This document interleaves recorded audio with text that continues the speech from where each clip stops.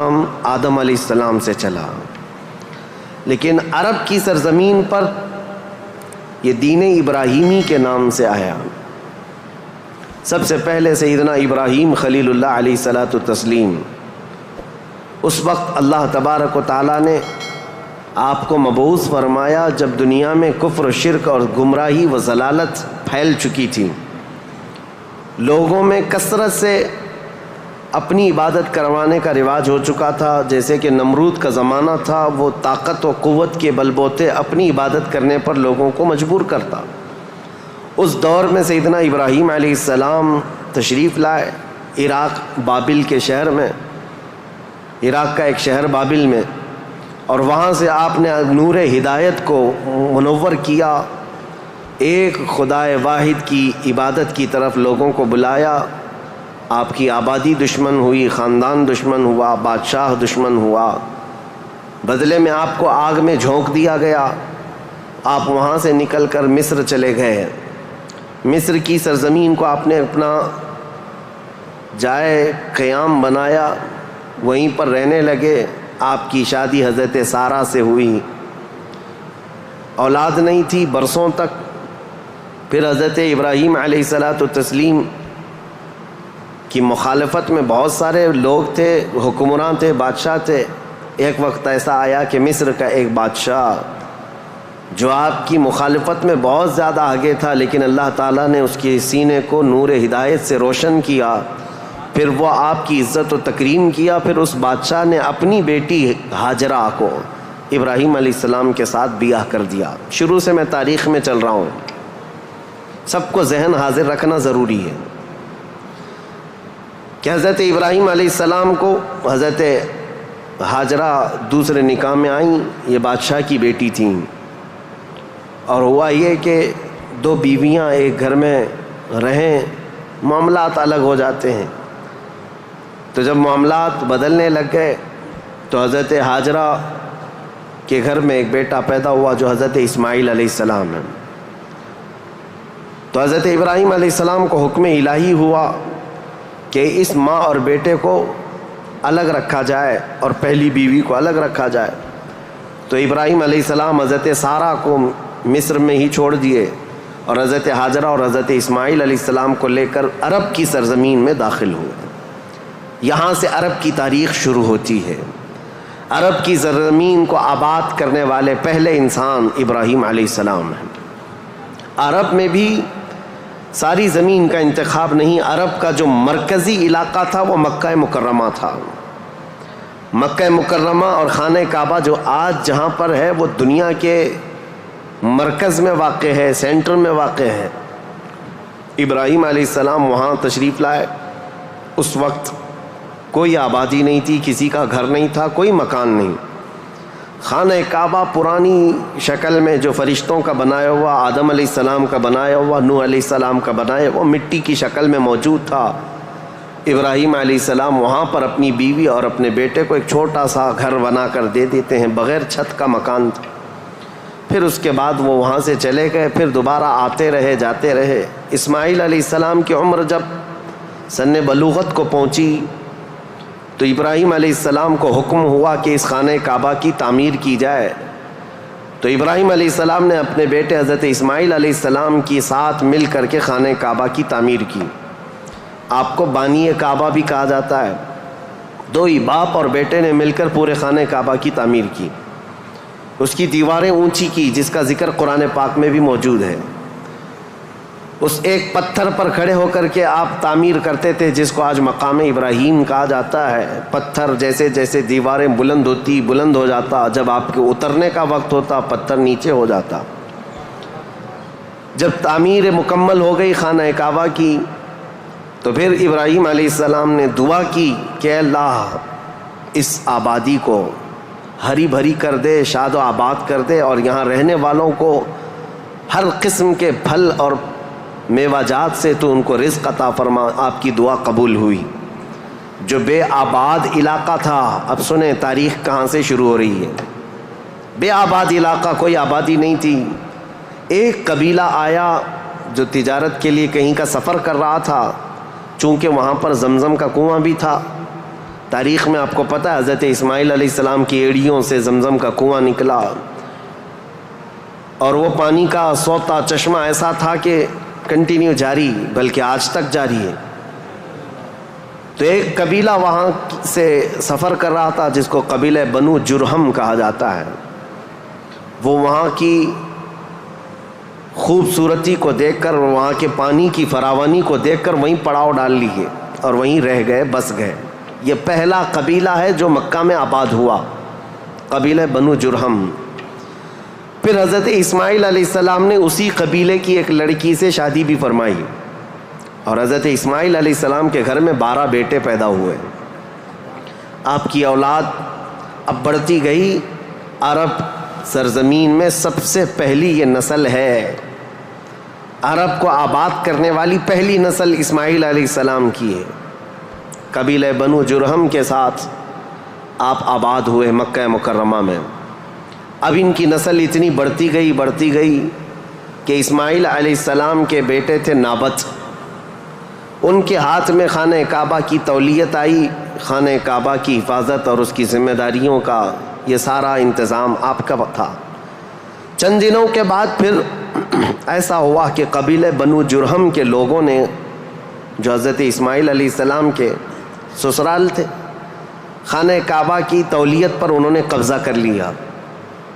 اسماعیل علیہ السلام کی اولاد نے کوئی بھی ان کے ساتھ جھگڑا نہیں کیا، کسی بھی طرح کا برا برتاؤ نہیں کیا، کیونکہ ننیہال کے تھے۔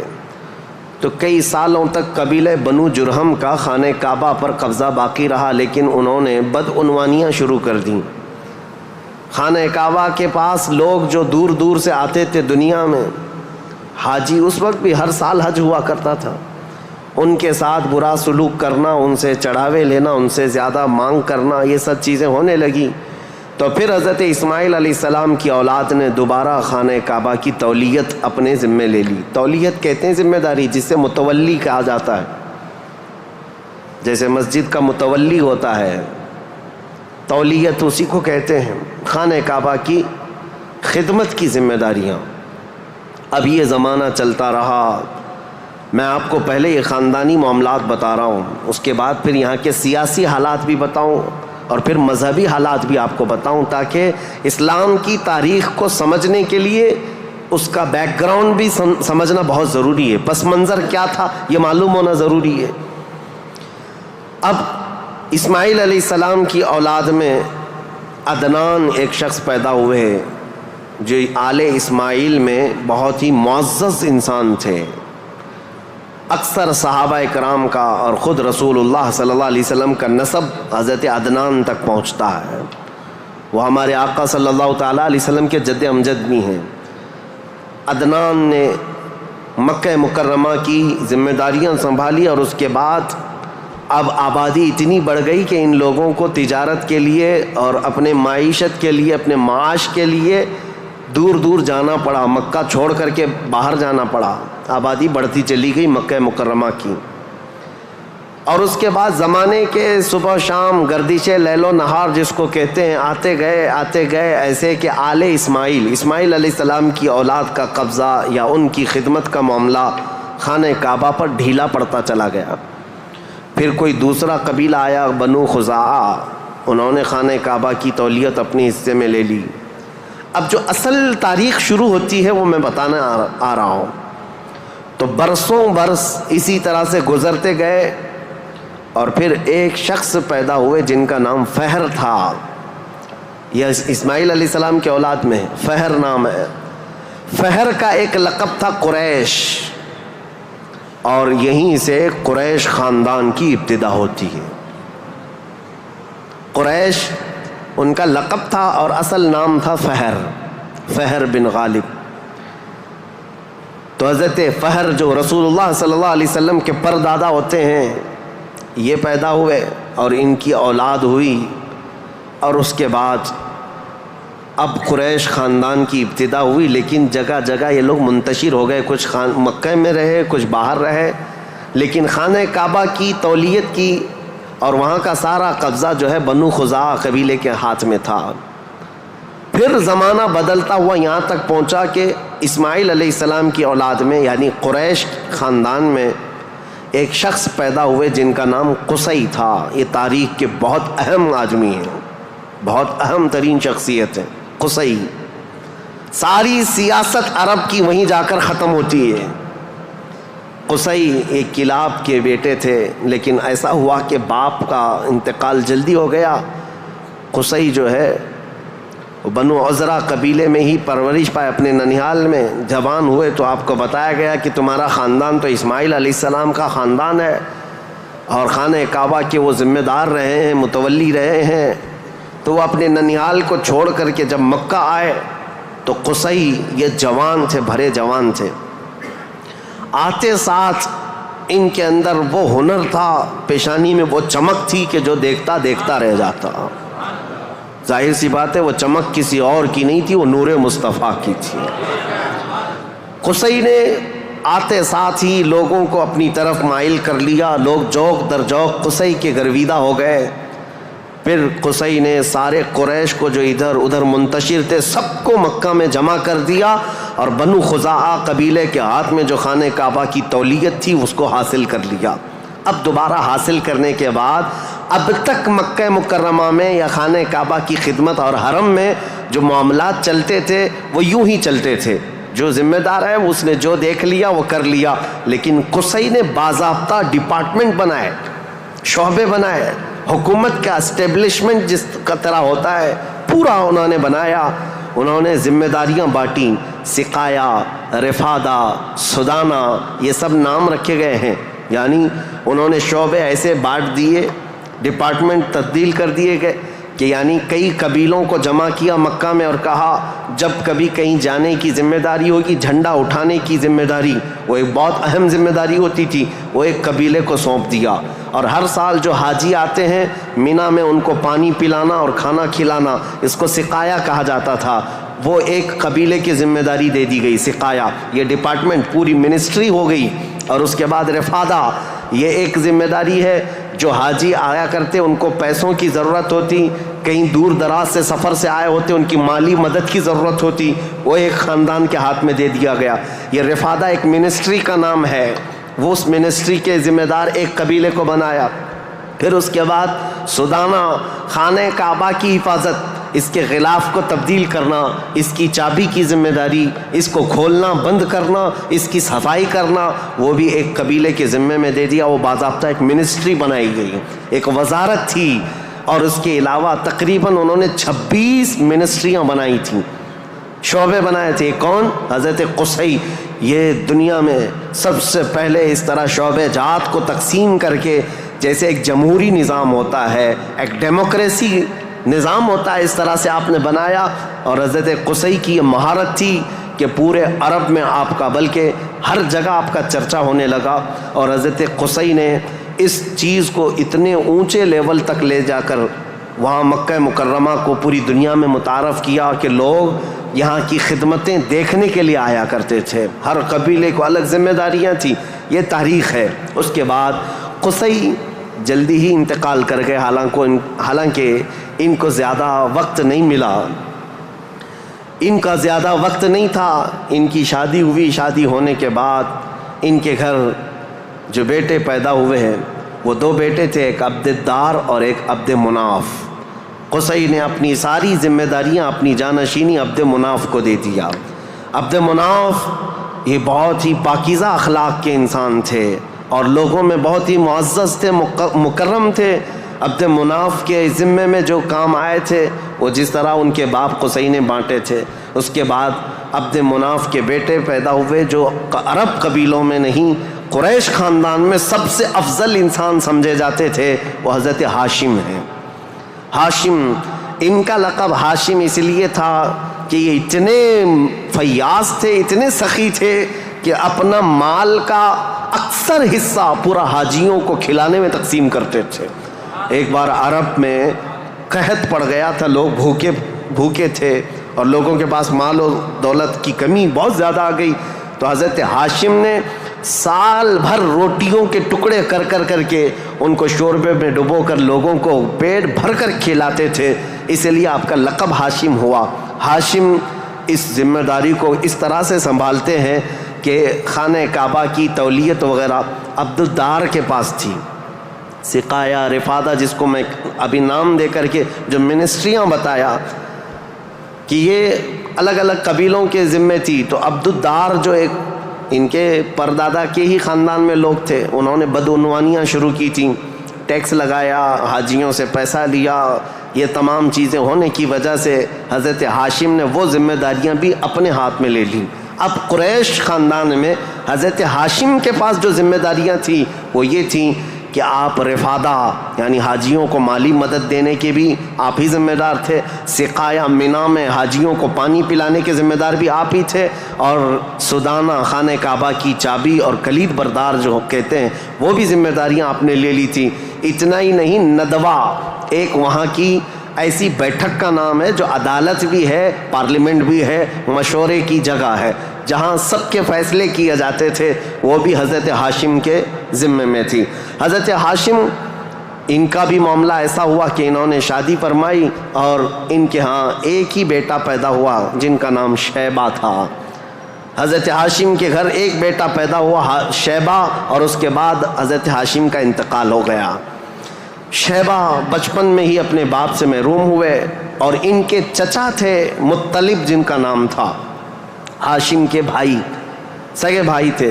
مطلب نے یہ شیبہ کو گود لے لیا اور پرورش کی، اور اتنی اچھی پرورش کی کہ لوگ جو ہے شیبہ کو ان کے اصلی نام کی بجائے مطلب کا غلام یا مطلب کا بیٹا کہتے ہوئے عبد المطلب ہی کہنے لگ گئے. یہ عبد المطلب میرے آقا صلی اللہ تعالیٰ علیہ وسلم کے سگے دادا ہیں. عبد المطلب ان کا اصل نام شیبہ ہے. اب یہ خانہ کعبہ کی تولیت کی ذمہ داری سب سے لمبے عرصے تک سنبھالنے والے یہی ہیں. کافی لمبا ٹائم ان کو ملا. عبد المطلب کے زمانے میں ہی وہ اصحاب فیل کا واقعہ پیش آیا جو ابرہہ بادشاہ خانہ کعبہ کو ڈھانے آیا تھا، یہ حضرت عبد المطلب کے زمانے میں پیش آیا. حضرت عبد المطلب کے بھی تقریباً کافی اولاد ہوئیں، بیٹے ہوئے 12 کے قریب ان کی بھی اولاد ہوئیں. آپ نے ایک منت مانی تھی کہ اگر میں اپنے سارے بچوں کو جوانی کے حالت میں دیکھ لوں تو ان میں سے ایک بیٹا اللہ کی راہ میں قربان کر دوں گا. جب سارے بچے آپ کے جوان ہو گئے تو حضرت عبد المطلب خانہ کعبہ کے پاس گئے، اور اس کے بعد آپ نے قرعہ اندازی کی اپنے بیٹوں کے نام نکال کر کے کہ کس بیٹے کا نام نکلے گا جس کو قربان کیا جائے. تو آپ نے جب قرعہ اندازی کی تو آپ کے چھوٹے بیٹے حضرت عبداللہ کا نام نکلا. قربانی کے لیے حضرت عبداللہ کا نام نکلا. حضرت عبد المطلب کے وہ سب سے زیادہ محبوب تھے، نور نظر تھے. آپ نے سارے لوگوں سے مخاطب ہو کر کے کہا کہ اس مسئلے کو کیسے حل کریں. تو سارے لوگوں نے کہا کہ اللہ رب العزت کے معاملات اللہ کے حوالے اس کو چھوڑ دو. پھر آپ نے خواب میں دیکھا کہ اس کا معاملہ ایسا ہے کہ اپنے اس نور نظر محبوب بیٹے کی قربانی کی بجائے ان کی جگہ 100 اونٹ قربان کر دیے جائیں. تو 100 اونٹ قربان ہوں گے لیکن آپ کے بیٹے کی قربانی بھی مان لی جائے گی کہ آپ نے بیٹے کو بھی قربان کیا. آپ نے حضرت عبداللہ کی جگہ پر 100 اونٹ قربان کیے. اسی لیے تو میرے آقا صلی اللہ علیہ وسلم نے ایک حدیث میں فرمایا ہے انا ابن الذبیحین، اے لوگوں میں 2 ذبیحوں کا بیٹا ہوں. ایک ذبیح اسماعیل علیہ السلام ہے، دوسرے ذبیح میرے باپ عبداللہ ہیں. یہ رسول اللہ صلی اللہ علیہ وسلم نے فرمایا کہ اب یہ حضرت شیبہ عبد المطلب، حضرت عبد المطلب جو خانہ کعبہ کی تولیت کو سنبھالتے رہے، یہ تاریخ یہاں تک آئی. آل اسماعیل ہیں، یہ اسماعیل علیہ السلام کی اولاد. تاریخ کو میں نے شروع کیا تھا حضرت ابراہیم علیہ السلام سے، پھر اب حضرت عبد المطلب رضی اللہ تعالیٰ عنہ خانہ کعبہ کی تولیت سنبھالتے رہے، اور اس کے بعد اپنے سارے بیٹوں کی شادیاں کیں. ان میں اپنے چھوٹے بیٹے حضرت عبداللہ کی شادی آپ نے کہ ایک قبیلہ جو مدینہ طیبہ میں آباد تھا وہب بن عبد مناف کا، ان کی بیٹی حضرت آمنہ سے کی، جو سب سے معزز قبیلے کی خاتون تھیں، پاکیزہ تھیں، طیبہ تھیں، طاہرہ تھیں. رسول پاک صلی اللہ تعالیٰ علیہ وسلم کے والد ماجد عبداللہ نے حضرت آمنہ سے شادی کی. یہ شادی بھی بڑی مشہور شادی ہوئی کیونکہ حضرت عبداللہ کو کئی عورتیں دیکھتی تھیں اور شادی کی خواہش رکھتی تھیں. مکہ میں کئی لوگوں نے پیغامات دیے تھے اور اس کے بعد جب حضرت آمنہ سے انہوں نے شادی کی تو ایک خاتون ہے جو حضرت عبداللہ کی شادی کے لیے بہت کوشش میں لگی تھی، انہوں نے حضرت عبداللہ کو دیکھا اور اس کے بعد کہا شادی کے بعد تمہاری پیشانی پر کوئی چیز چمکتی تھی وہ اب نظر نہیں آتی ہے، پہلے میں دیکھا کرتی تھی، جس پر میں گرویدہ تھی میرے عزیزو وہ چمک اور وہ نور کوئی اور نہیں میرے مصطفیٰ کا نور نبوت تھا جو آدم علیہ السلام سے چلتا ہوا آیا ہے اور ان کے باپ حضرت عبداللہ تک آیا۔ پھر حضرت عبداللہ حضرت آمنہ سے نکاح کر کے رہ رہے تھے اور تجارت کی غرض سے آپ حضرت عبداللہ ملک شام کی طرف جا رہے تھے، درمیان میں جو یثرب علاقہ تھا آج کا وہ مدینۃ المنورہ ہے، وہاں حضرت عبداللہ کو کچھ بیماریاں ایسی لگ گئیں، کیونکہ یثرب جو علاقہ ہے اس کو پہلے بیماریوں کا گڑھ کہا جاتا تھا، وہاں جو جاتا بیمار ہو جاتا تھا۔ اس وقت انہوں نے وہاں کا سفر کیا تھا اور بیماریاں لگ گئی اور آنے سے پہلے آپ کا انتقال ہو گیا، عبداللہ کا انتقال ہو گیا حضرت عبداللہ کا۔ اور پھر چند ماہ گزرے تھے، 6 مہینے کے بعد پورے عالم میں جو ایک عجیب کیفیت طاری تھی، عرب کی یہ تاریخ میں آپ کو بتا رہا ہوں کہ یہاں پر اب حالات کیا تھے۔ حضرت آمنہ کے گھر رسول پاک صلی اللہ تعالیٰ علیہ وسلم حمل سے ہیں، لیکن اس سے پہلے میں اب پس منظر بتاتا ہوں، بیک گراؤنڈ بتاتا ہوں دنیا میں کیا چل رہا تھا، اس وقت حالات کیسے تھے۔ اس کو میں ڈیوائیڈ کر کے اگر بتاؤں سیاسی حالات اور مذہبی حالات۔ سیاسی حالات میں یعنی پالیٹکس کے اعتبار سے دیکھا جائے تو حکومت اور تسلط قبضہ زیادہ کس کا تھا؟ اس دور میں سب سے بڑی 2 حکومتیں تھیں، ایک پرشین امپائر اور ایک رومن امپائر، روم کی حکومت اور فارس کی حکومت، ان دونوں کا بہت بڑا اثر و رسوخ تھا، پوری دنیا کی بات کر رہا ہوں، یہ سپر پاور طاقتیں تھیں۔ عرب میں بعض لوگ پرشین امپائر کے انڈر میں کام کرتے تھے، بعض لوگ رومن امپائر کے انڈر میں کام کرتے تھے، مذہب کے اعتبار سے ہم بعد میں بات کرتے ہیں۔ اب یہ حالات تھے کہ حکومت اور تسلط، قبضہ، سیاسی اثر و رسوخ سب سے زیادہ یہ 2 حکومتوں کا تھا، جس کی وجہ سے آئے دن نئی نئی جنگیں ہوتی تھیں۔ رومن امپائر یہ چاہتی تھی کہ دنیا پورا قبضہ کر لیں، پرشین امپائر یہ چاہتے تھے کہ پوری دنیا ہم قبضہ کر لیں۔ اس آڑ میں 2 سپر پاور کے ٹکراؤ میں پوری دنیا میں جنگیں روز روز چلتی رہتی تھیں، یہ حالات تھے سیاسی۔ عرب لوگوں کی خود کی کوئی حکومت نہیں تھی، ان کی خود کی کوئی حکومت نہیں تھی، لیکن وہی مکہ مکرمہ سے جو ان کے خاندانی حالات کی سرداری چلتی تھی بس، لیکن دنیاوی حکومت کے اعتبار سے یہ لوگ پرشین امپائر کے انڈر میں کام کرتے تھے یا پھر رومن امپائر کے انڈر میں کام کرتے تھے، یہ 2 طرح کی حکومتیں چل رہی تھیں۔ اب مذہبی حالات کے اعتبار سے دیکھا جائے تو میں 4 حصوں میں تقسیم کرتا ہوں پوری دنیا کو، 4 حصوں میں۔ فارس جس کو آج پرشیا کہیں آپ، ایران جو آج کے دور کا ہے، اس کی سرحدیں اور بھی بڑی تھیں، بلند تھیں، پرشیا یا جس کو اس وقت پرشین امپائر کہا جاتا ہے۔ مذہبی حالات کیا تھے ان کے؟ مذہبی حالات اتنے خطرناک تھے کہ ان کے ہاں شروع سے کبھی ایک خدا کا تصور آیا ہی نہیں، یہ شرک میں ہی مبتلا رہی قوم ہے، ہمیشہ بتوں کی، ہمیشہ آگ کی پرستش کرنے میں سب سے زیادہ مشہور قوم ہے یہ پرشیا کے لوگ، یعنی فارس کے لوگ۔ آگ کی پوجا میں ان کا کوئی نام ثانی نہیں تھا، 1000 سال تک ایک آگ کو بجھنے نہیں دیتے تھے یہ لوگ، اس طرح کئی بت کدے تھے، کئی آتش کدے تھے۔ یہ فارس کے علاقے میں یہ حالات تھے کہ ایک خدا کا تو تصور ہی نہیں تھا، اور غلبہ ایسا تھا کہ جو حاکم ہوتا تھا اس کی عبادت کی جاتی تھی، جو مال والا ہے اس کے سامنے سجدے ہوتے تھے، جس کی طاقت ہے اس کے سامنے جھک جائے۔ یہ حالات پرشیا کے تھے۔ اور روما کے حالات کیا تھے؟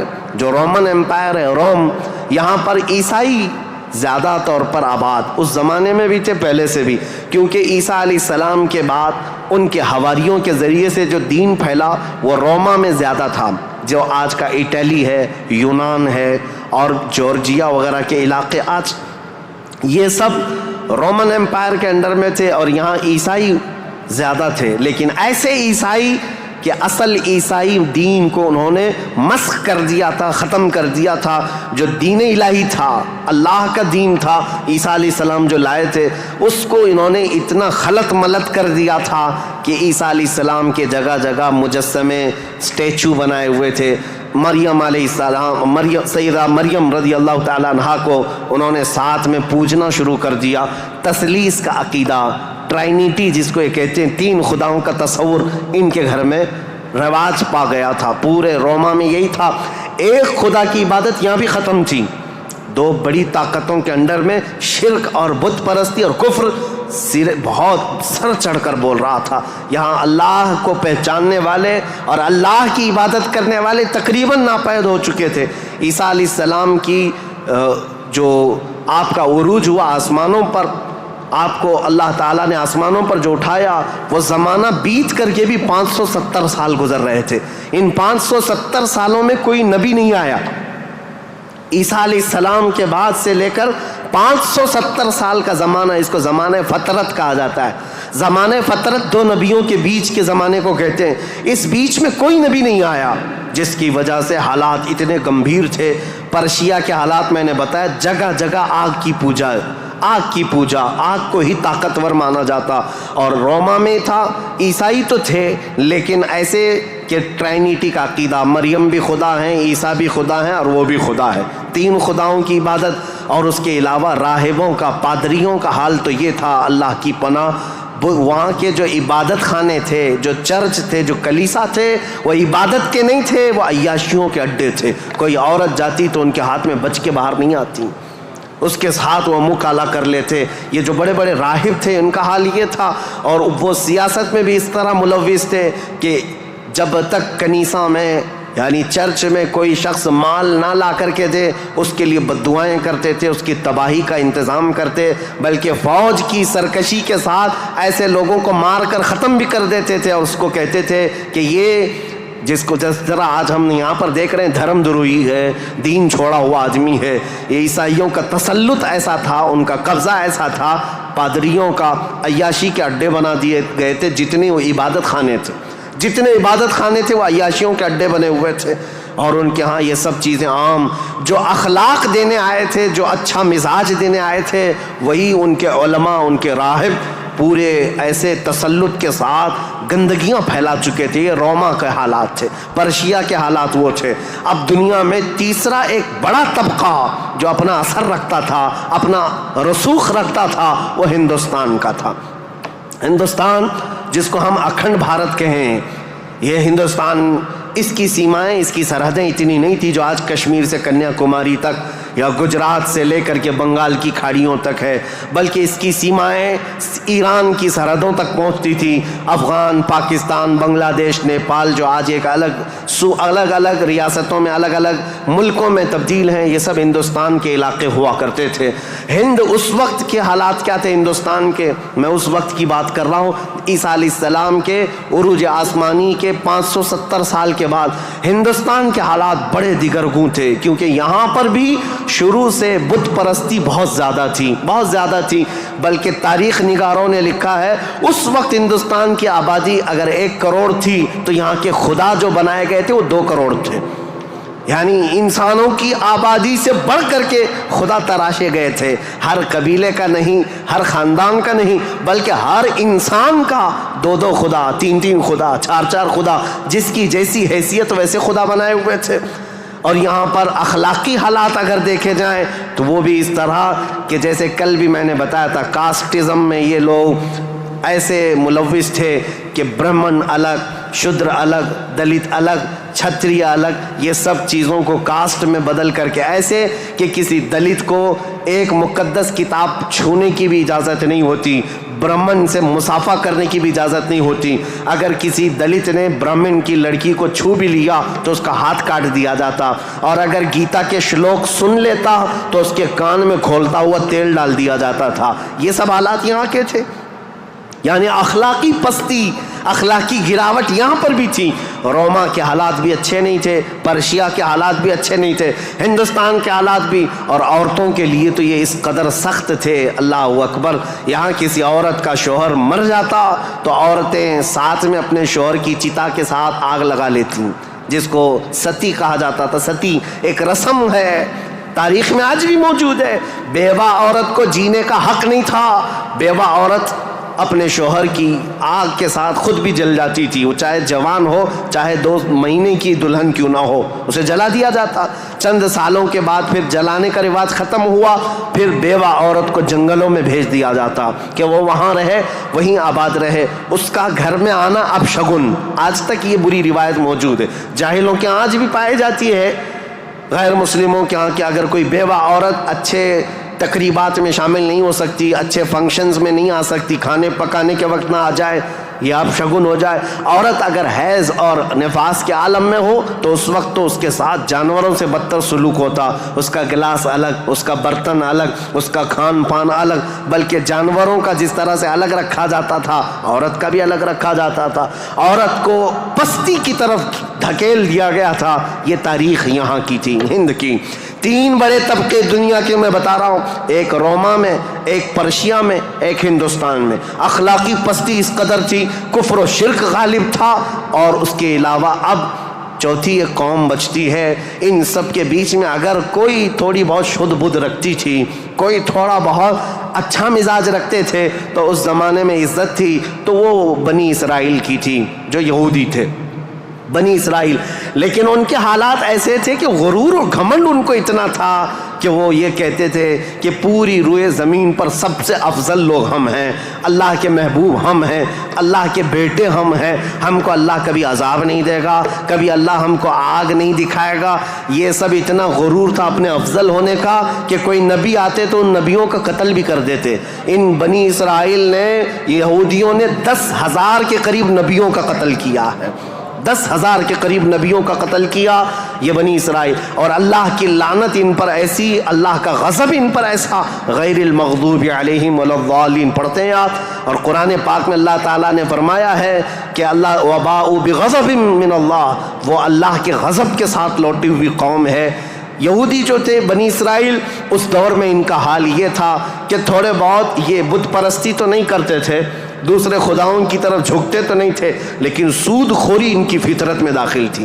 سود اتنا کھاتے تھے کہ کسی بھی غریب کی زندگی تباہ و برباد کر دیتے۔ سود کا نظام سب سے زیادہ یہ یہودیوں کی طرف سے، اور آج بھی پوری دنیا کو کریڈٹ کے پلیٹ فارم پر لا کر کھڑا کرنے والی قوم کوئی اور نہیں، یہ اسرائیلی ہیں، یہ یہودی ہیں۔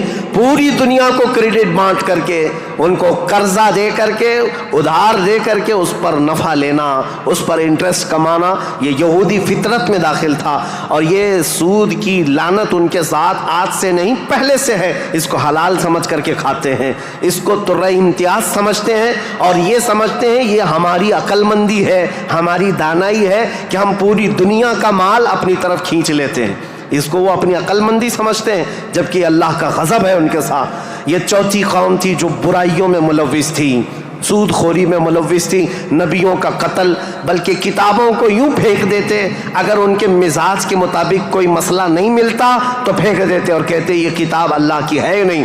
تورات کو نہیں مانتے، تلمود کو نہیں مانتے، جس کو آج اولڈ ٹیسٹمنٹ کہا جاتا ہے، یا بائبل کو نیو ٹیسٹمنٹ جو انجیل ہوا کرتی، ان کتابوں کو پھینک دیتے۔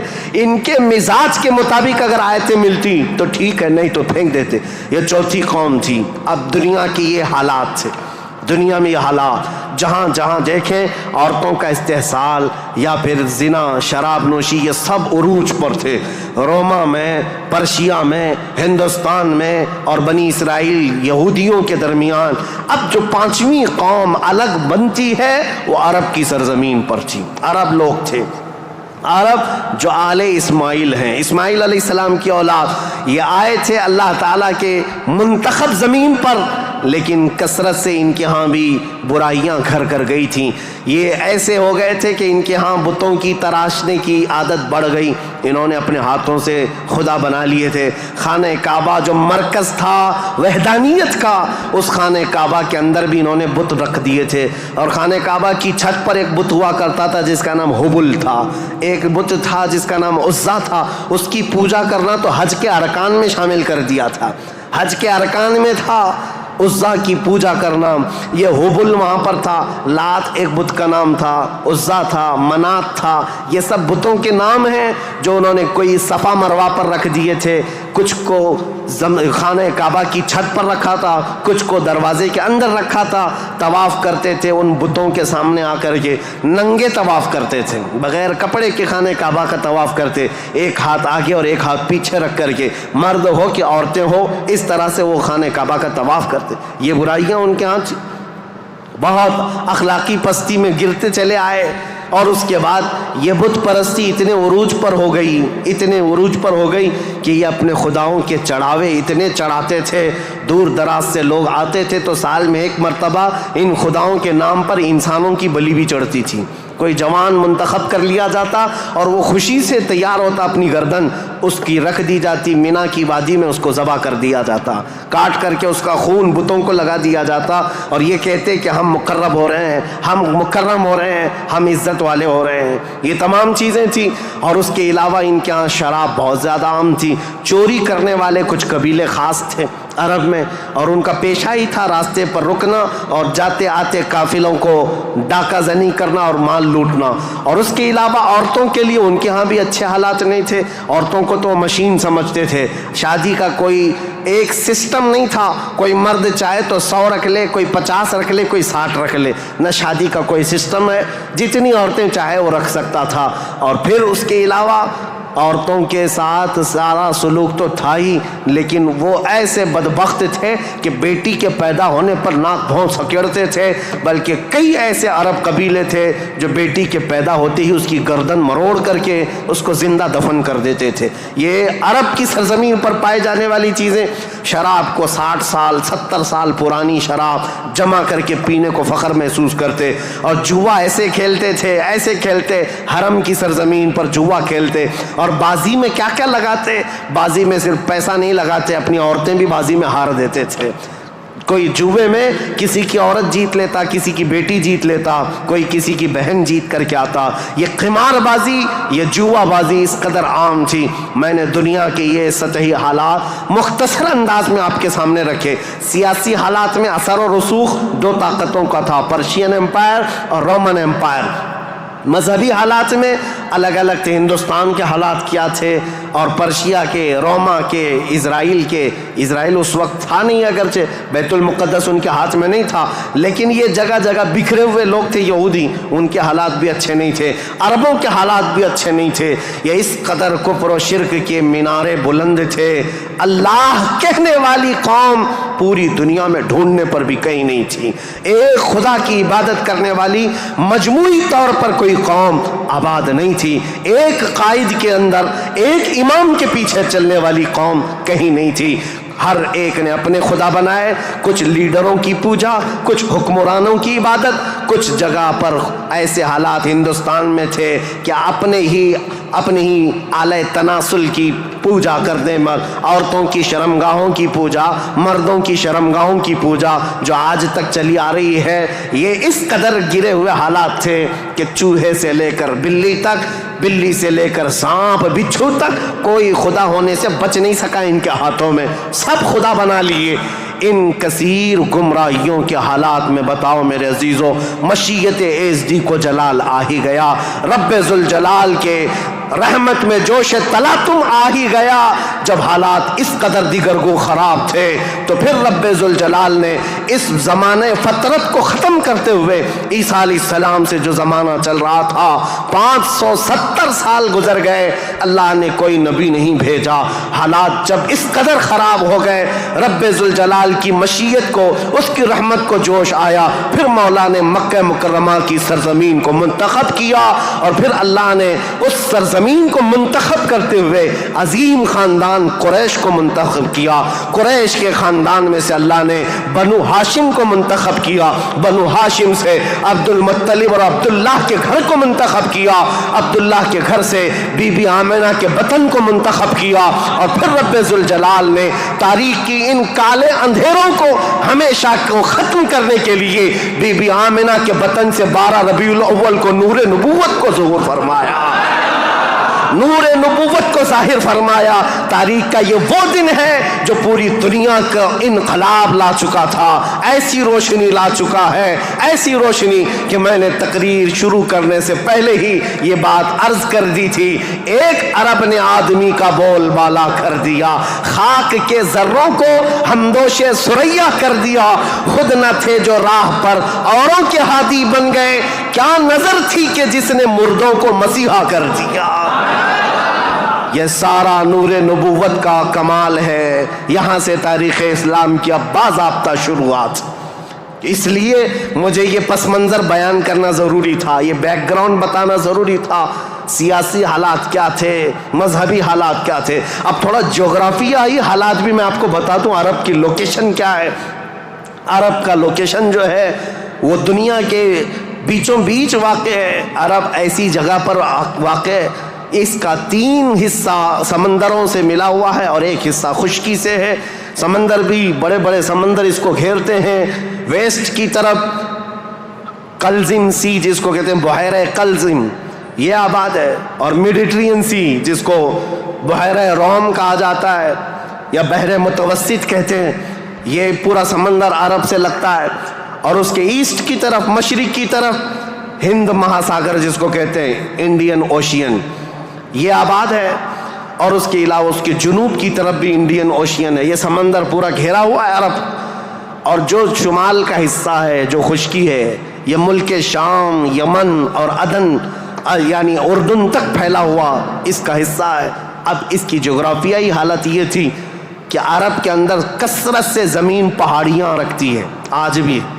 अगरचे मक्का में इन्होंने खोद खोद कर पहाड़ियों को ख़त्म किया है, लेकिन आपको एक सर्वे के मुताबिक मैं बताऊं, आज के फिलवाक़े अरब शरीफ के अंदर 20 लाख पहाड़ियाँ हैं। 20 लाख पहाड़ियाँ, सिलसिला है पहाड़ियों का। पूरी ज़मीन संगलाख है। पहाड़ियाँ ऐसी नहीं कि नरम और नाजुक पहाड़ियाँ जिस पर मेवा उगते हों, बड़े बड़े दरख्त उगते हों, नहीं, पत्थरों की पहाड़ियाँ हैं, काले काले पत्थर। बास पहाड़ियाँ तो ऐसी हैं जो आतिश फिशा हैं, यानी जो शोले उगलती हैं, आग उगलती हुए पहाड़ियाँ मौजूद हैं। अरब की सरजमीन इन पहाड़ियों से भरी हुई, और नदी के नाम पर कोई नदी नहीं, पानी की किल्लत बहुत कसरत से। अगरचे 3 तरफ से समंदर है, लेकिन ज़मीन ऐसी खुश्क है कि अरब में कोई सरजमीन पर सब्ज़ा नहीं उगता था, खेती बाड़ी नहीं होती थी। बारिश का हाल ये है कि साल में अगर 2-4 दिन आ गई तो ठीक है। हमारे यहाँ तो बाज़ाब्ता मौसम चल रहा है, वहाँ मौसम आया ही नहीं करता। कभी बूंदाबांदी हो गई, ये बरसों से है। अरब की सरजमीन खुश्क है और हवा और वहाँ की फ़िज़ा के एतबार से नहायत ही गर्म मानी जाती है, गर्म मानी जाती है। आज इस साल हम लोगों ने हज की सआदत जो हासिल की, अरफात के मैदान में 48 डिग्री चल रही थी गर्मी। 48 डिग्री की गर्मी में हाजियों ने हज अदा किया है। हमारे यहाँ 37 डिग्री 38 डिग्री आ जाए तो हा हू करते हैं, और हम बाहर निकलने को पसंद नहीं करते। वहाँ 48 डिग्री में बग़ैर छत के हुज्जाजे किराम हज करते रहे। इसीलिए अरबों की सरजमीन जो है नहायत गर्म मानी गई है। सरजमीन पथरीली और ज़मीन सूखी, सब्ज़ा नहीं उगाती, बारिश नहीं आती, ऊपर से गर्मी इतनी फेंकता है सूरज, चिलचिलाती हुई धूप। इस फिज़ा का असर तबीयत पर होता है।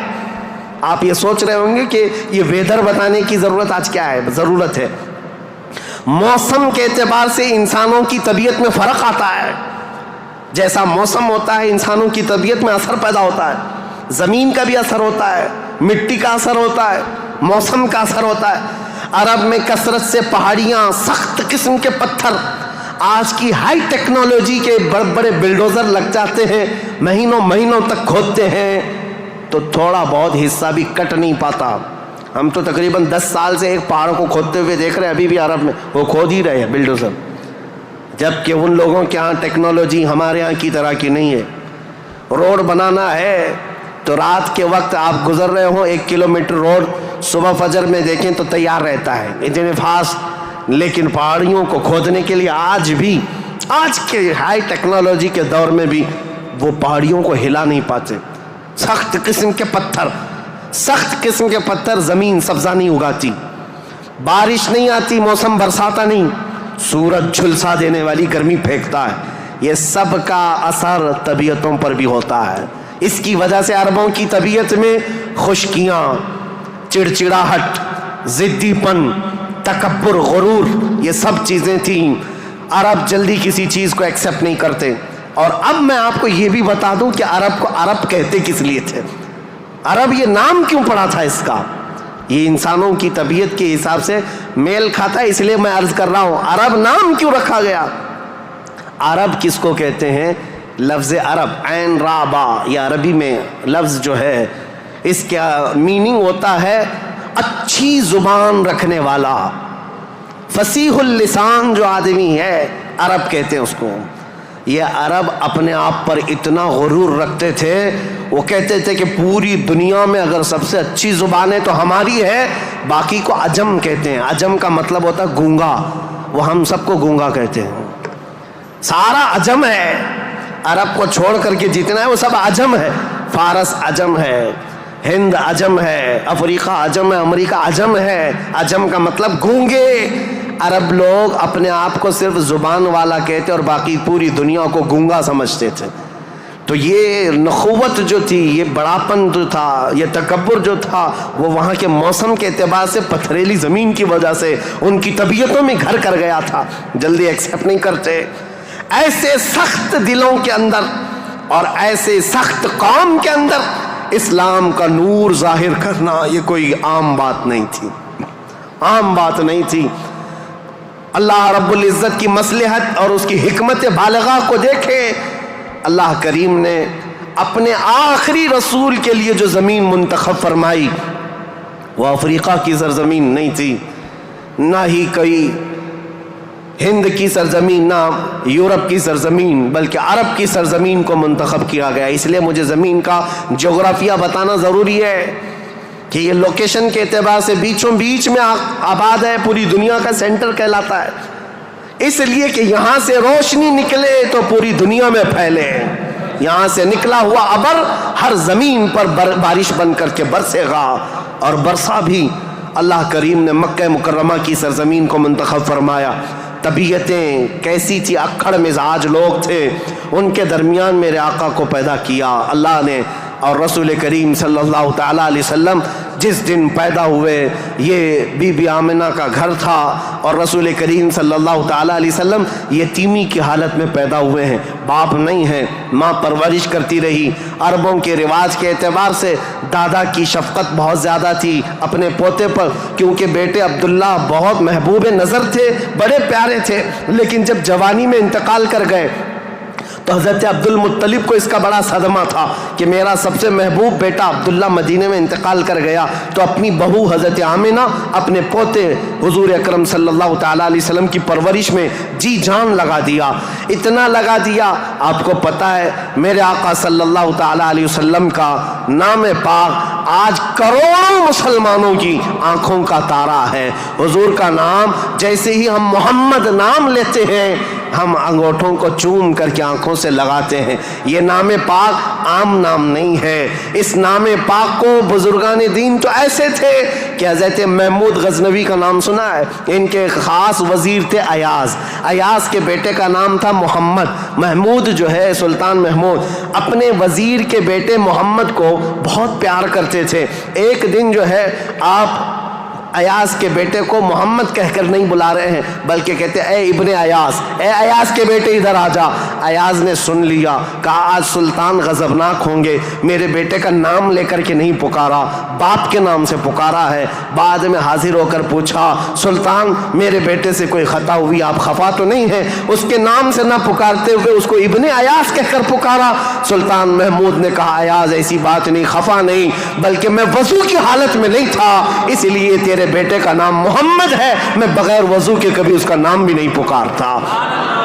اور علامہ عبدالرحمن جامی فرماتے ہیں 1000 بار بشویم دہن ز مشک و گلاب ہنوز نامے تو گفتن کمال بے ادبیس. یا رسول اللہ 1000 بار میں اپنے منہ کو گلاب کے پانی سے مشک و عنبر کے پانی سے دھو لوں اس کے بعد بھی آپ کا نام پکارنا میں بے ادبی سمجھتا ہوں. یا علامہ عبدالرحمن جامی. میں بات کیوں کہہ رہا ہوں حضور کے نام کی؟ یہ محمد نام کسی اور نے نہیں حضرت عبد المطلب نے رکھا تھا.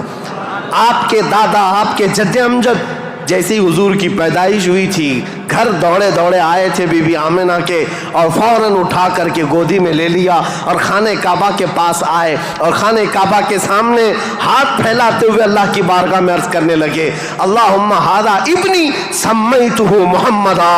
اے اللہ دیکھ یہ میرا بیٹا ہے اور میں نے اس کا نام محمد رکھا ہے.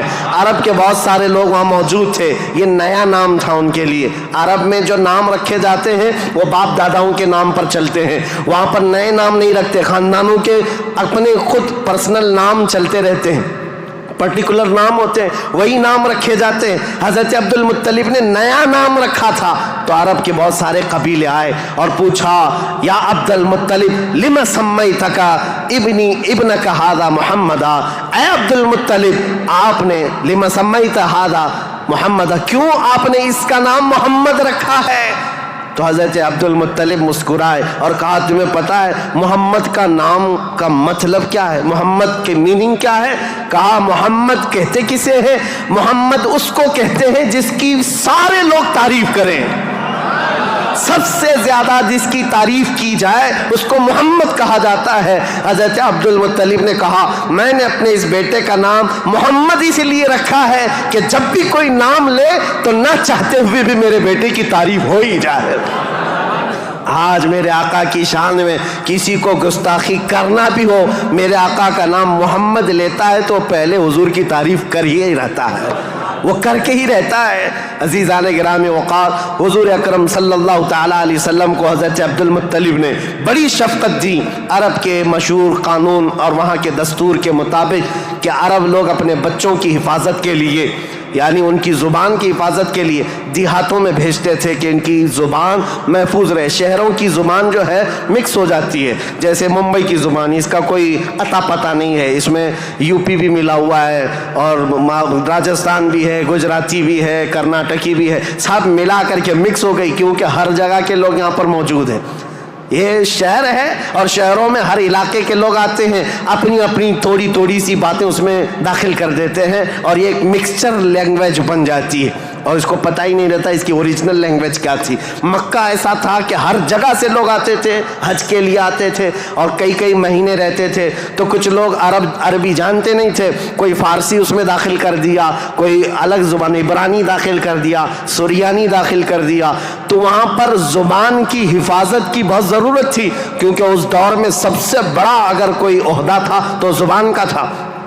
زبان جس کی اچھی ہو وہ عرب میں سب سے زیادہ عزت والا تھا. تو اس کے لیے مائیں اپنے بچوں کی زبان کی حفاظت کے لیے بچپن میں ان کی پرورش مکہ میں نہیں کرتی تھی باہر بھیجتی تھی.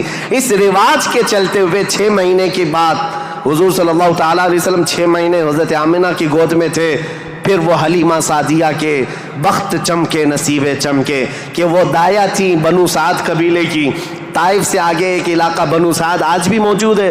طائف سے 80 کلومیٹر دور وہاں سے وہ آئی تھی. 180 کلومیٹر کا سفر کر کے آئی تھی اور مکہ مکرمہ میں انہوں نے رسول پاک صلی اللہ تعالیٰ علیہ وسلم کو گود لے لیا.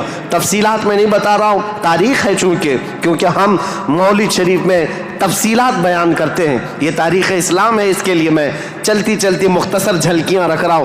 حلیمہ سعدیہ لے کر گئیں 2 سال پرورش کر کے واپس لے آئیں حضرت آمنہ کے گھر.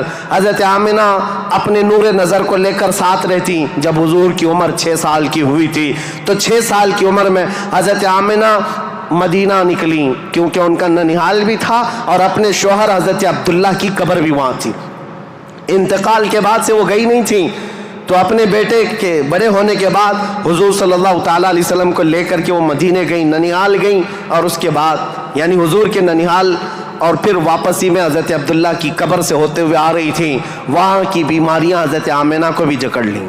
ایسی بیمار ہوئیں کہ ابوا ایک جگہ ہے بدر کے قریب ابوا مدینہ اور مکہ کے بیچ میں حضرت آمنہ وہ زیادہ دیر آگے چل نہ سکیں، وہیں پر آپ کی وفات ہو گئی۔ حضور پاک صلی اللہ علیہ وسلم کی عمر پاک 6 سال کی ہے۔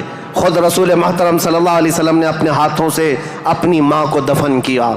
حضور کے ساتھ اس وقت آپ کے والد کی ایک کنیز تھیں ام ایمن، یہ ساتھ رہتی تھیں، اور بس حضور صلی اللہ تعالیٰ علیہ وسلم واپس مکہ جب آئے، حضرت عبد المطلب کو جیسے پتہ چلا کہ حضرت عبداللہ کی بیوی آمنہ بھی انتقال کر گئیں، وہ فرط غم میں، جوش غم میں حضور صلی اللہ تعالیٰ علیہ وسلم کو ایسے قریب کر لیے کہ ایک لمحے کے لیے بھی اپنے آنکھوں سے اوجھل نہیں ہونے دیتے۔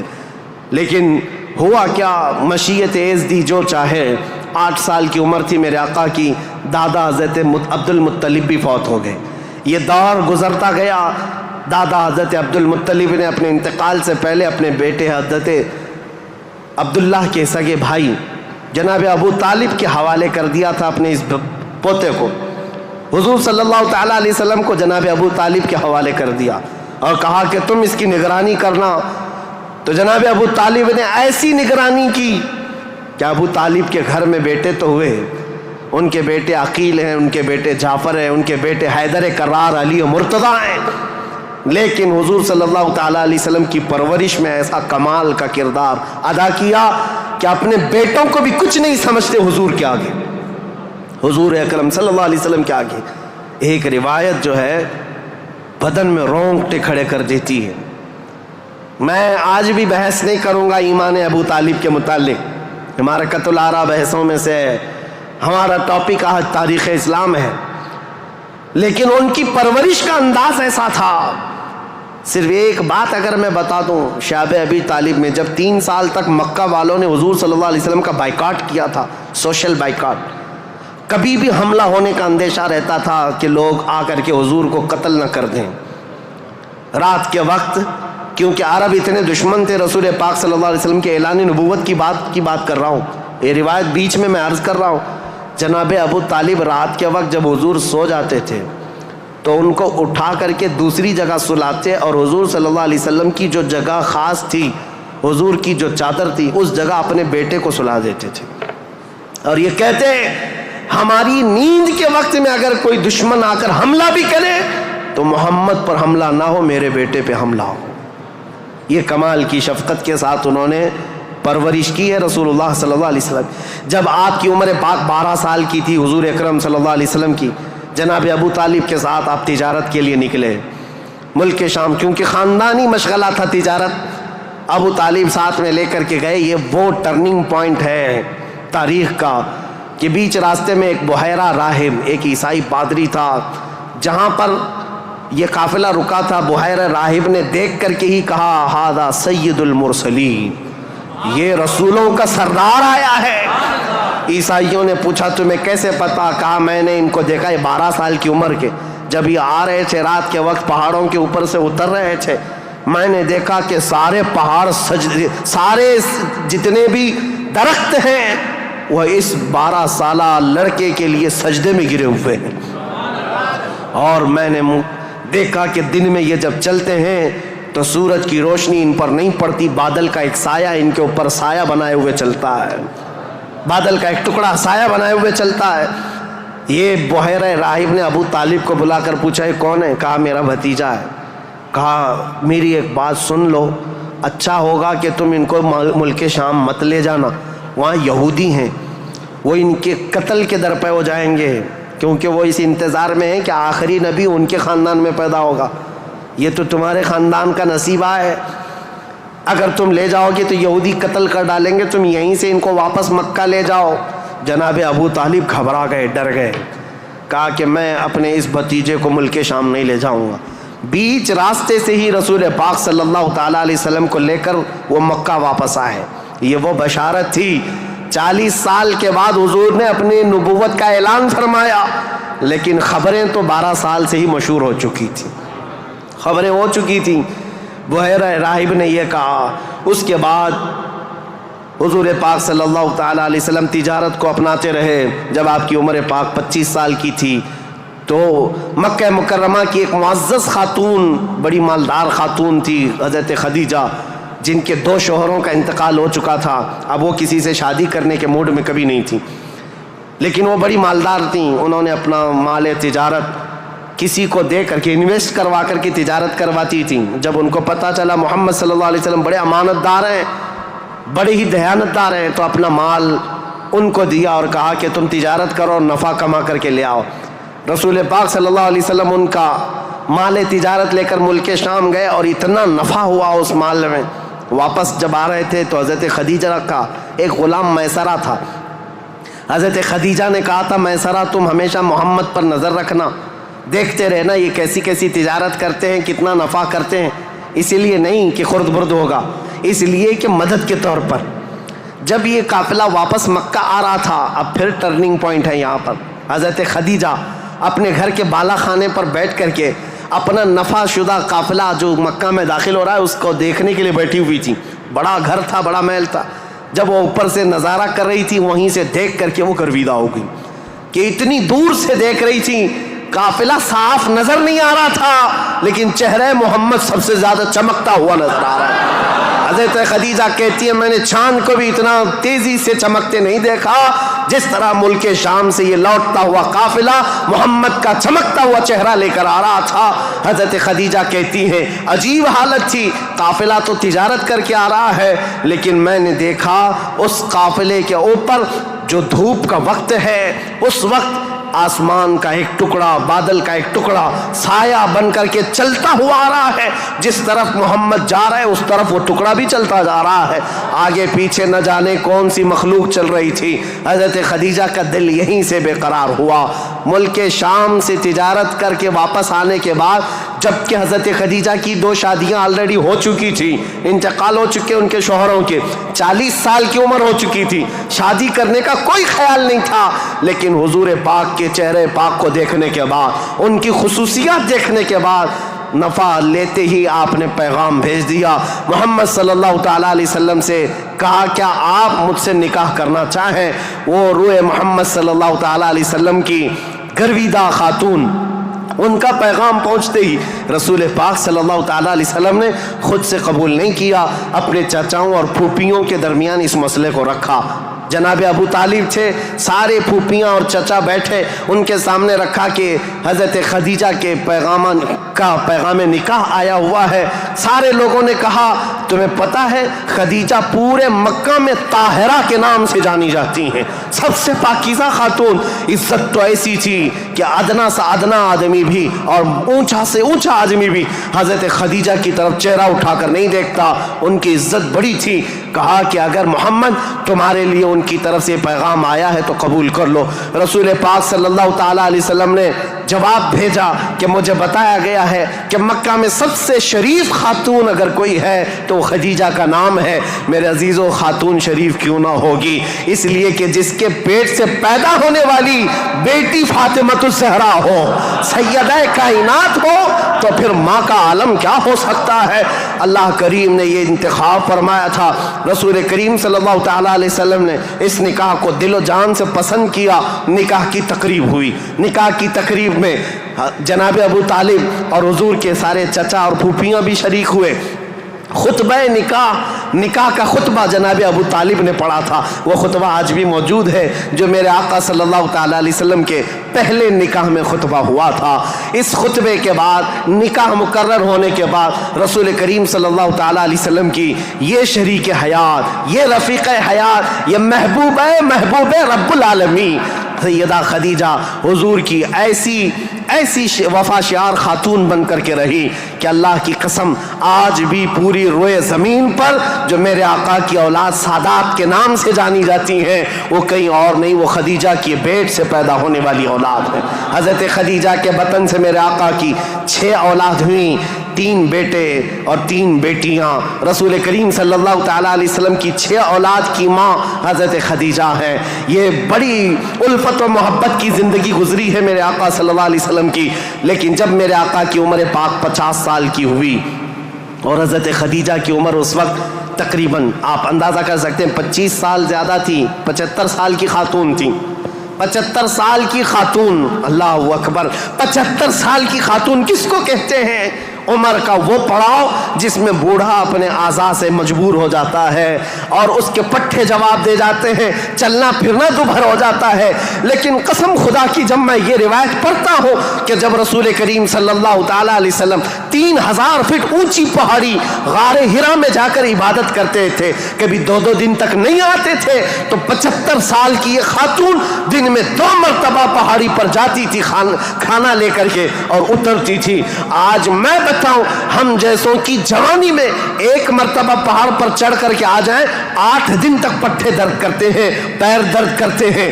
میں سمجھ نہیں پاتا وہ خدیجۃ الکبریٰ کی وفا شعاری کو دن میں 2 مرتبہ اپنے نبی پاک اپنے رفیق حیات کے لیے اوپر جاتی تھی، نیچے آتی تھی۔ کبھی رسول اللہ پہاڑ سے اتر رہے ہوتے، حضرت خدیجہ گھر کے باہر آ کر کھڑی ہوتی، کڑی دھوپ ہوتی، سورج کی تمازت ہوتی، لوگ چلتے پھرتے کہتے خدیجہ اپنے شوہر کا انتظار کر رہی ہو؟ کہتی ہاں میرے شوہر پہاڑ سے اتر رہے ہیں، غار ہرا سے آ رہے ہیں۔